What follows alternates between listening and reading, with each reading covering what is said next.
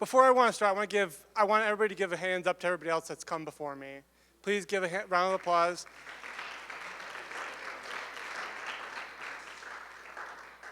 I say that because I wasn't going to come up here and talk. Though I'm loud, I'm not very prideful, so I don't want to take nobody's time. But what I thought was powerful about tonight is how powerful some of the testaments that have been talked about. And though I didn't go on a mission trip this last spring break, I prayed a lot about it. I prayed to God about certain things and what my calling was. And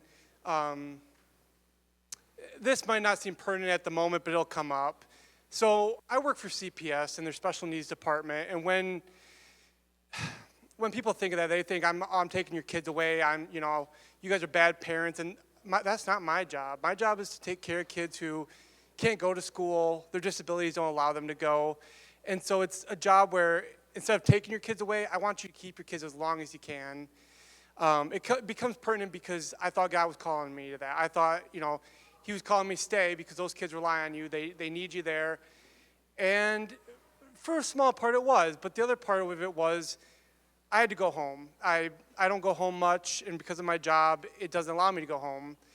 And during that time, I had to write up some letters that I've been pushing off for a long time. And I had prayed about it and thought, well, what should I say, God? And that Sunday night, I prayed about it, and then coming into Monday morning, I wrote them. I couldn't tell you half the things I wrote because I just said, you know what? I'm going to put it in God's hands. Those became important because they were mentor teachers to me. They were teachers that, before I got into college here, I did a special education program to teach. And they were some teachers that I had worked in their classrooms and got some credits for. And I felt that for the longest time, I've needed to write these letters, and I never did.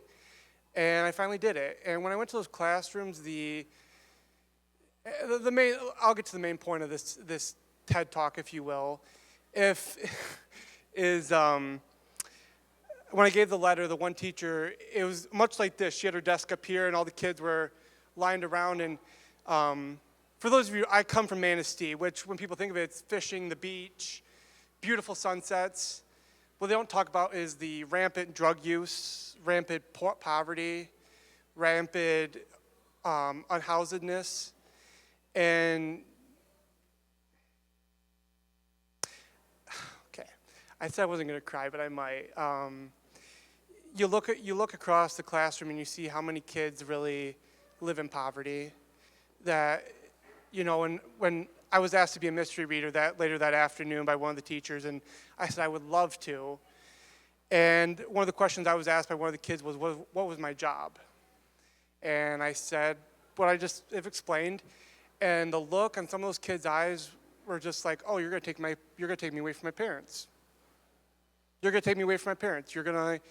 And I didn't know what to say. I didn't know what to say to the kid when he said, I didn't know what to say. So I took a breath and I said, do you see this cross that I wear? It's not for me. It's for the guy that's above me. There's a reason. We all come together. Each and every one of us come from a different walk of life, different places, different times, different ages. But what connects us all is our love of God and Jesus.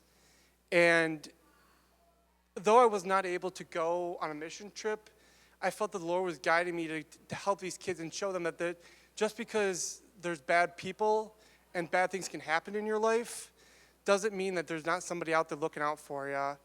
And even if you come from a bad area like Manistee, where you might not have a roof over your head or you might not have food on the table, you can get out.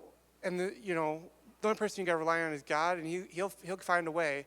And that's why I felt that I needed to talk tonight, because of how powerful some of these other people have said, the powerfulness of the New Orleans trip or to Texas, or, it's not an isolated incident. It's a mass spread thing, and through our gospel and through our love of each other, we can spread it to others and show that there's a lot of love and a lot of care to give. And though we might be sinners, we can give just a small bit of the Lord's love to somebody else and maybe guide them into what the Lord gives us. And when I end this talk, I don't want this clap to be for me. I want to be for everybody else that's done something so great over the spring break. And though I'm only affected, I think there's 25 kids in that class, imagine how many lives each and every one of these other missionaries touched over the spring break.